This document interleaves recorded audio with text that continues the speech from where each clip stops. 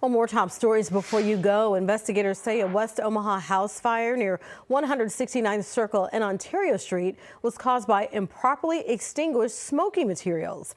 Firefighters knocked it down in about 10 minutes. No injuries were reported, but 4 people were displaced. Well, a 59-year-old motorcyclist is dead in Lincoln after a state trooper tried to pull him over for speeding on I-80. Troopers say Jeffrey McDonald took off and lost control near the airport.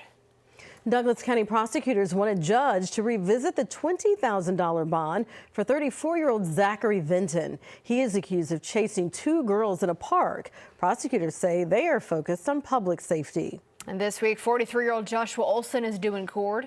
He's accused of a deadly hit and run near 85th and Blondo. Police say he hit 63-year-old Osborne Henderson Jr. last November, then drove off. Another Berkshire Hathaway weekend is in the books. It was the first without Warren Buffett as CEO. New CEO Greg Abel told investors he still walks through the pros and cons of big deals with Buffett. Husker softball back home after clinching their first outright Big Ten title in program history. Huskers are back in action this weekend with the home series against Iowa at Haymarket Park.